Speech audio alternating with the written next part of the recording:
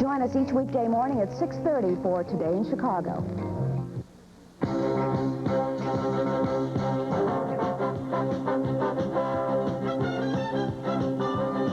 Live on 5, the 6 o'clock edition of News Center 5. Good evening, I'm Jim Ruddle. And I'm Carol Marine. Well, there's all kinds of news tonight in sports. The Chicago White Sox have reached agreement on a contract with Carlton Fisk. He's believed by many to be the best catcher in baseball. State legislators are holding a special hearing at this hour to determine if there is need for a financial bailout of the RTA.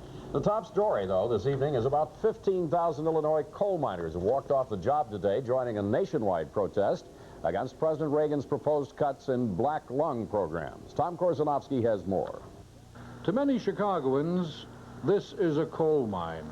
Actually, it's part of the Museum of Science and Industry's exhibit. And while it's technically accurate, it doesn't tell the whole story, the miner's story, the black lung story. For that, you have to talk to Cecil Hardy, whose universe extends to within walking distance of his oxygen supply.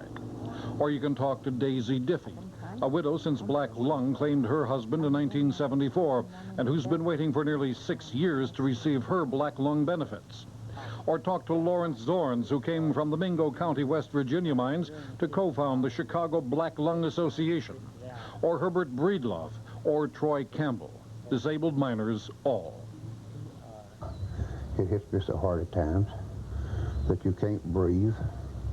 You can't nothing. Other people be sitting in 90 degrees weather burning up. I'll be sitting there freezing to death due to no oxygen to the lungs, to the brain. Your leg just feels like it, I guess you've had your legs asleep, and when you're tangled, your whole body just feels that way when you have one of those attacks. It's a scary feeling to live through it. Cecil Hardy started in the mines when he was 13, half a century ago. 20 years of breathing coal dust has left him a broken, angry man who can no longer even walk down the block. Daisy Diffie was married for 31 years until her husband, William, fell to a heart attack in 1974. Without the black lung benefits she's expecting to receive from the federal government, and which are now in jeopardy under Reagan administration plans, she may continue to be reliant on her children's charity. I think if Reagan would go down in the coal mines himself, he wouldn't even think of cutting it out, or cutting none of it out.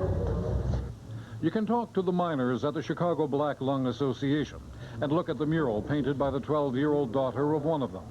And you can learn the black lung story.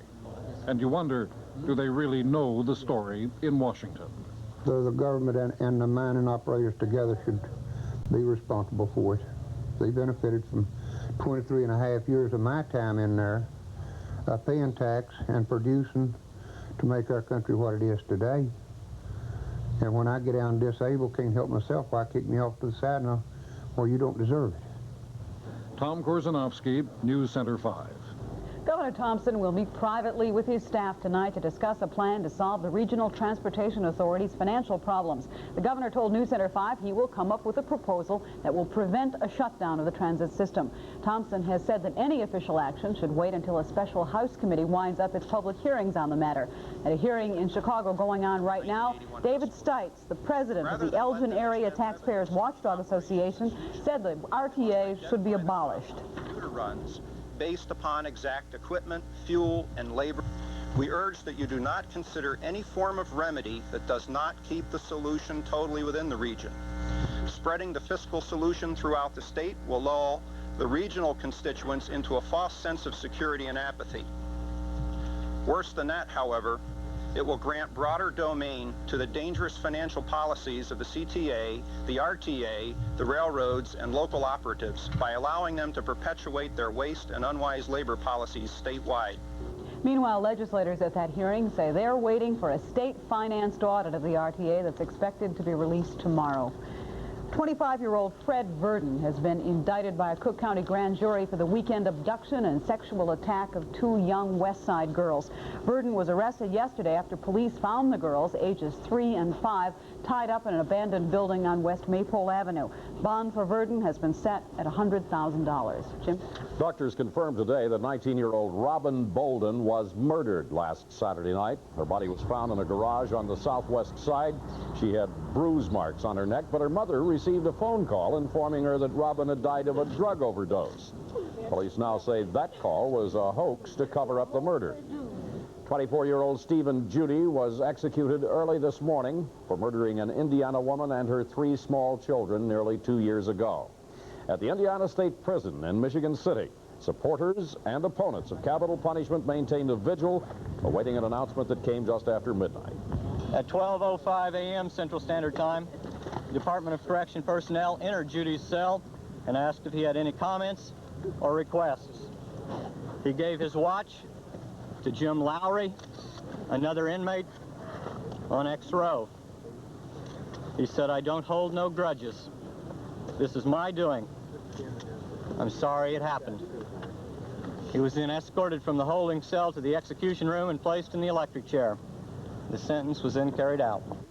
Warden Jack Duckworth pulled the switch at 12:12 a.m., and 1 minute later, Stephen Judy, who had said he wanted to die for his crimes, was pronounced dead. Carol? Peter Nolan has some thoughts tonight on capital punishment and the Judy execution. Here is his viewpoint. Carol, I don't want to get into an argument over capital punishment. Most people have heard the pros and cons of that issue since the 8th grade debating class. But I think an interesting thing has happened since we resumed executions in this country. We are finding out now that many of our capital offenders welcome the death penalty, even request that it be done quickly. Gary Gilmore shrugged off the firing squad as just one of the hazards of his vocation in life. Now we have Stephen Judy, a 24-year-old, obviously deranged murderer who looked at the electric chair as a logical and fitting end to his life. Judy enjoyed the notoriety that came to him as a result of his pending execution. He relished going before the cameras to tell us how bad he was, how he felt no sorrow for his terrible crimes, how he might do the same things over if he were let out on the street again. For him, execution was far more desirable than a life in prison. Certainly for many tortured souls, a quick death is more of a blessing than a punishment. I don't think anyone can accurately measure the deterrent value of capital punishment, and therefore it is difficult to judge its usefulness. But the Stephen Judys and the Gary Gilmores are teaching us that for some people out there, the death penalty is a definite incentive. That's my viewpoint. I'm Peter Nolan.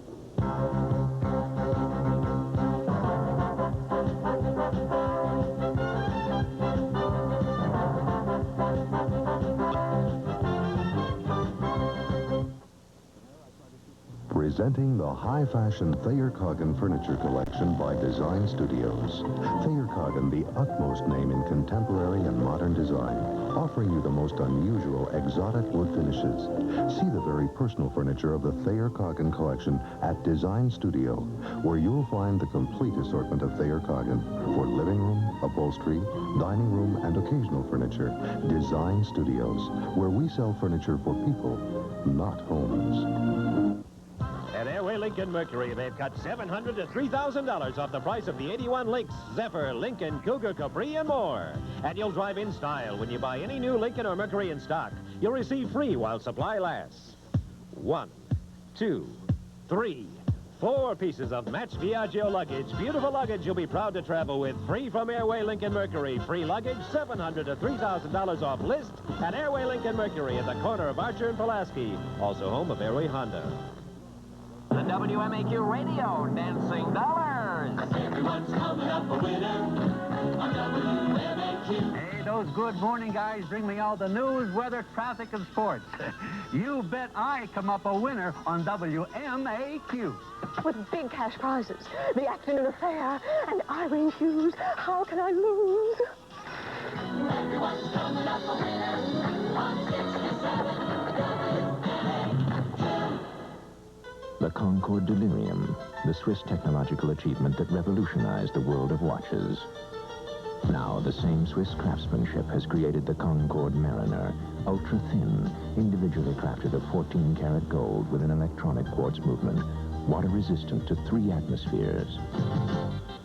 The Concorde Mariner, from the Swiss technologists who created the world's most advanced watch. Available at Spaulding & Company in the Drake Hotel in Northbrook Court, Chicago. Area homeowners could find themselves saving up to $300 a year in property taxes just by completing a form the Cook County Assessor's Office is sending out this week. The form is an application for the so-called Hines Amendment, which eliminates taxes on the first $3,000 of assessed valuation over the 1977 level. Nearly 1 million Cook County property owners are eligible, according to Hines, but only if they complete the form. Any person who owns a home, condominium, or small apartment building and who lives in that building as a residence is entitled to this exemption. It can save as much as $300 a year, but it will not be given unless we receive these forms in the mail signed by the owner. Hines says if you are a homeowner and do not receive a form in the mail, you should contact the assessor's office. Jim? If you were to think of a little red schoolhouse, and a lot of people probably never do, but if you were, you might think of one as being in the middle of Nebraska, maybe. But as Barry Burnson reports, there's one right here in our own backyard. Macaulay School stands almost within sight of the Chicago skyline 40 miles away. But it's a far cry indeed from education in the urban and suburban sprawl. Except for 2 portable classrooms out back, Macaulay is a one-room school. Not only that, it's also a one-school district, number 27, between West Chicago and Geneva. Children from grades 1 through 8 learn together for at least part of every day. Kay Stone is the teacher just now. She is also Macaulay's full-time principal, school superintendent, and office staff. Theories of education changed 20 or 30 years ago to believe that larger was better, consolidated, bigger was better, and we never felt that way. The 17 students at Macaulay don't see anything very unusual about their school, even though one moment they may be using this, an 1873 mathematics textbook, and the next moment, the school's computer. This computer program was designed by the first graders. The third graders are using it to learn about dinosaurs. Lunch at Macaulay centers around the new microwave oven and Tchaikovsky on the stereo, while upstairs, Mrs. Stone holds a staff meeting with the teachers who specialize in the upper or lower grades. We have the advantage of children helping other children, older boys and girls who are in direct contact with the younger ones and wanting to help them. Macaulay has steadfastly remained a one-room school since 1853. But rather than be tied down by all that past, Mrs. Stone believes her little red schoolhouse has much to offer the future. The school has been here and served generations, at least 4 generations of children that I've taught. And the children themselves have a great sense of history. Their older brothers and sisters went here, and it is their duty to protect it for their younger brothers and sisters who are coming along. From DuPage County, Barry Burnson, News Center 5.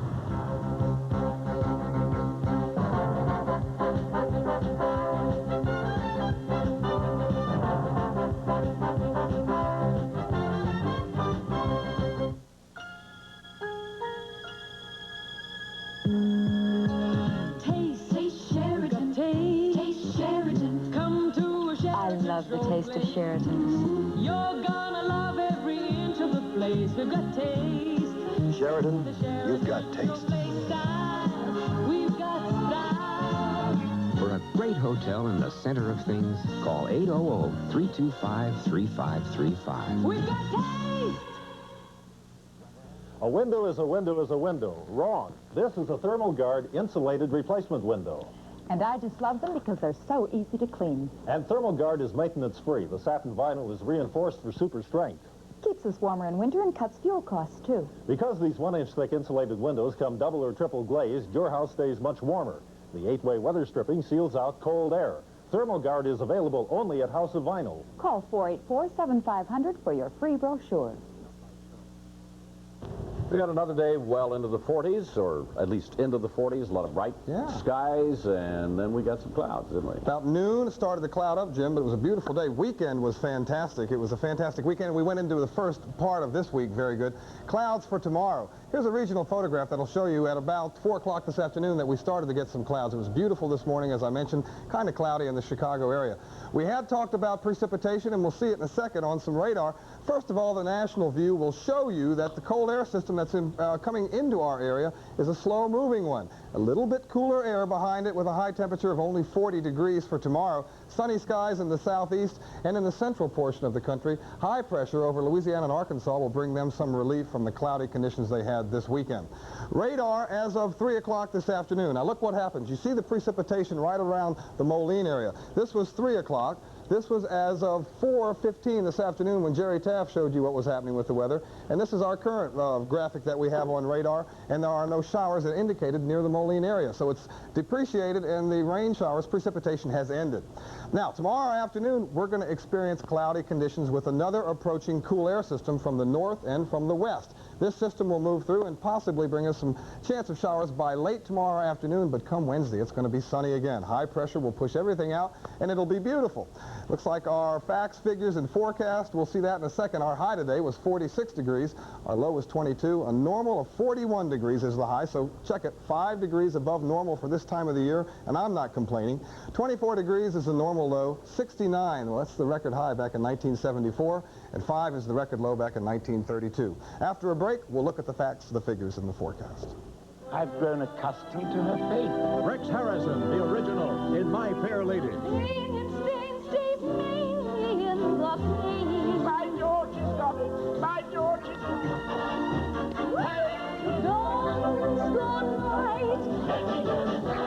Rex Harrison stars in a fabulous new production of the world's greatest musical, My Fair Lady, live on stage at the Erie Crown Theater. Charge your tickets by phone. Call 791-6000. Bonjour. Action. Jeans. Bonjour. C'est moi. Et toi? Au revoir. Bonjour. Jeans. Available at Weebles. We got a pair of 43s at O'Hare and Midway, the two airports, and Lakefront right now, 46 degrees. Our relative humidity is pretty nice, 49%. The winds are west at 9, and the barometer 30.25, and we're steady right now. Tonight, mostly cloudy, cool and damp. Possible showers, but let's sort of erase that because you saw on the radar, no showers. A low of 28 degrees. It's going to be cool, but not as cool as last night. Variable cloudiness on Tuesday, a little cooler. A high of 40, but come Wednesday, we'll be back into the partly sunny skies with a high of 44 and a low of only 34. And we're not even into spring. Can you beat that? It's good weather. I like it. That's great. We're getting close. Thanks. Wall Street made a strong rally today, prompted by a hoped-for lowering of interest rates. Dow Jones Industrials were up nearly 12 points. The average price was 29 cents a share, with total volume slightly over 46 million shares traded. Surveys show that many Americans just are confused about energy, whether there is a crisis. They're uncertain whether it's real or manufactured by the oil companies. Our financial analyst Terry Savage talked with one author today who maybe could shed some light on the subject. Well, Jim, according to a Gallup poll taken last year, nearly 4 in 10 Americans didn't know that we need to import oil. And about 7 in 10 Americans felt that gasoline shortages were deliberately contrived by the oil companies. Well, in his latest book, Paper Money, George Goodman, alias Adam Smith, uses his considerable storytelling talent to clear up some of those mysteries, recounting the founding of OPEC and the oil producers' subsequent dilemma. What to do with those billions of paper dollars? He had some barbs for the oil companies as well. How do we get into this bind with OPEC? Did the oil companies sell us out? They didn't sell us out, but they didn't handle it very well. They were skunked at the conference table. What happened was that OPEC, after all, started in 1960 and didn't do anything for 10 years. And during those 10 years, the world switched more and more from coal to oil, and the demand for oil kept going up and up and up and up.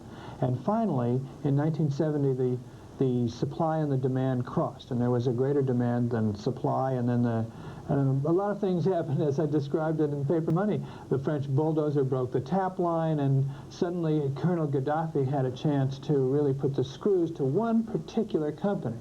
And by dividing and conquering, by the time the majors got to Tehran to negotiate, OPEC was ready to skunk them. Well, Smith tells how the American-educated Arab oil ministers completely overwhelmed the oil company engineers.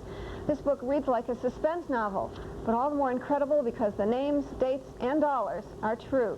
Now, one final Money Watch note: at today's auction of 6-month Treasury bills, the rates dropped about half a percentage point to 13.427%. That will mean a lower rate on 6-month CDs starting Thursday, 13.67%.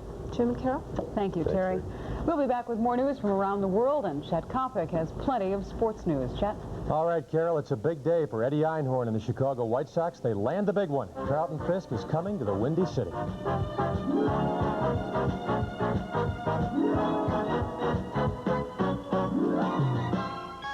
In the beginning, there was sound. And from the sound, music was created. And the greatest of all music was gathered in one place. And it became clear. This was the sound of Chicago. WCLR, stereo clear. Imitated but never equal. WCLR, 102 FM, #1 stereo music. Listen, listen, listen, listen. Pat Priest suffers from minor arthritis pain. Can she peel this orange? Trying to open it, but it hurts. It's painful to do this. Mrs. Priest, choose one of these pain relievers. 2 regular strength tablets, 650 milligrams. These others, 650, 650, or 800 milligrams in a special formula. Medicine. It feels terrific to see my kids saying, "Oh, Grandma can open an orange." For hours of relief, get the Anacin difference, tablets or capsules. I went to every furniture store in town. I wanted something different, really unique. Finally, I went to Townhouse Interiors on Peterson. Wow, a whole store full of beautiful furniture and free advice from professional designers. Too bad I didn't start with Townhouse Interiors. For one great knockout piece of furniture or a whole room of totally individual furniture, come to Townhouse Interiors, 3455 West Peterson. Save 20 to 50% during our winter sale. Hey, where do you shop for beer, wine, and soft drinks? I'll bet you'll find lower prices at Foremost liquor stores. Check Foremost's prices in the Thursday Tribune or the Friday Sun-Times. This week's TV special is Rhinelander Genuine Bock Beer, 6 12-ounce cans, $1.49. Foremost in price, foremost in quality and service, foremost in selection. There's a lot to save at Foremost. You'll love the label with the lower price at Foremost liquor stores. Christopher Janis, the Wilmette man accused of defrauding banks and private investors, there we are, out of $600,000 to make a movie about the Peking man, pled not guilty today to federal fraud charges. The 69-year-old Janis had been ordered by Judge Frank McGarr to surrender his passport and stay within the continental United States pending a court hearing. In other top news tonight, President Reagan has sent his 1982 budget message to Congress today with the inclusion of spending cuts designed to save $48.6 billion. Now, he says that the budget, which is going to be introduced to Congress tomorrow, will give many of the specifics of his efforts to curtail spending. In Damascus, Syria, 3 Pakistani gunmen holding the hijacked jetliner have released one of their remaining 103 hostages, a 22-year-old stewardess. About 150 heavily armed Syrian troops remain in position near that plane in a remote area of the airport. In an area near Guatemala City, a bus whose brakes failed plunged down a mountainside late last night. It killed 38 passengers and injured 44 others. And the United States government's final report on the near disaster at 3 Mile Island says it's going to take 5 to 9 years to clean up that damaged reactor safely. Turning now to sports, this has been a big day for the White Sox, and there is big news about DePaul. Chet Kopic has all of that now. All right, thank you very much, Carol. Good evening, everybody. A lot to talk about. 2 big stories give us a double main event tonight. First of all, basketball. The Blue Demons will head to Dayton on top of the ladder. The UPI coaches' ratings are out. They've got DePaul at #1. Oregon State drops down to 2. Then comes Virginia. The LSU Tigers and Arizona State. Bobby Knight and Indiana are up to 6. Kentucky is number 8. Notre Dame drops down to 9. UCLA begins the second 10. Iowa and Louisville follow. Lou Henson, the Fighting Illini, on their way to the West Coast, are number 18. Now, still on basketball, let's talk about Mark Aguirre. What a show on Sunday, despite the foul trouble. He ran up 24 against Kelly and the Irish, and he left in tears, maybe because it was his farewell to DePaul. Mark told me after the ball game he might go pro, but his future is still up in the air. I don't know. Things are looking that way. You know, I hope to just play the best that I can now, and if things don't go right, I'll be back. You know, it wouldn't be any letdown to me if I came back. But I think, you know, now Coach is saying that I've improved so much, you know, and it'll be really left up to me.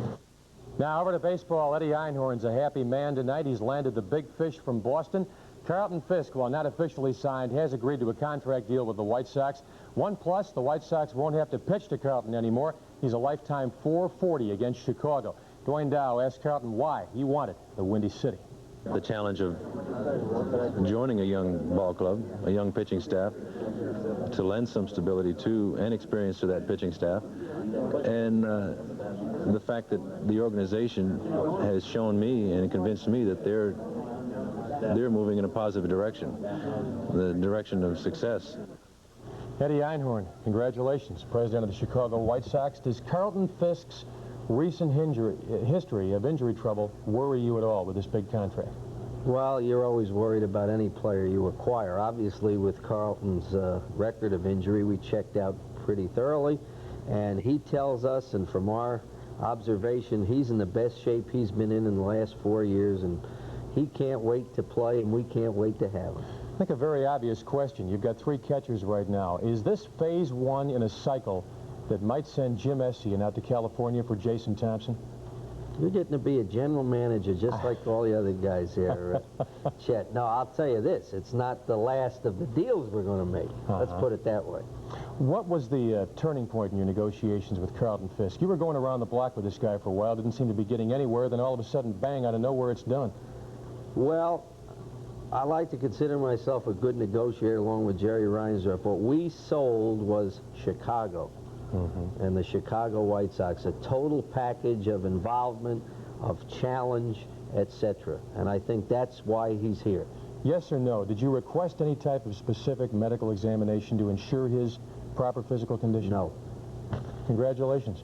Thank you. Would you like a White Sox schedule? Oh, I knew this guy would get the plug in. The ultimate promoter, right? White Sox schedule for 1981. You open on what day, by the way? I have to look myself. We open in Boston on the 10th. All right, just enough time to say that Isaiah Thomas has made the UPI All-America team along with Mark Aguirre. At 10 o'clock tonight, we'll have action from Quick Tillis' Conrad Hilton fight with Roughhouse Fisher. Don't forget Thursday, 6:30, DePaul and Quest for the Crown. Carol and Jim. All right, thank you, Chet. Thank you. And we're glad we got that schedule straight. That's the news for now. We're going to be back tonight, Chuck Henry and I, at 10 o'clock with more news. We'll have movie critic Roger Ebert, who joins us with a review of All Night Long. That's the new Barbra Streisand, Gene Hackman film. In the meantime, we hope you have a very good evening. Good night. Thanks, and good night.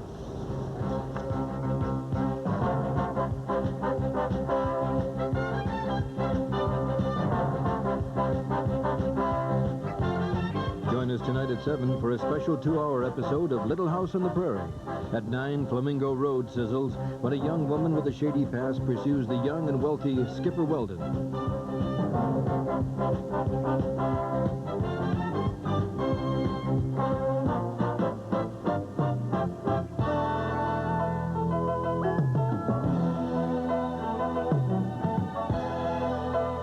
A Channel 5 editorial reply follows immediately.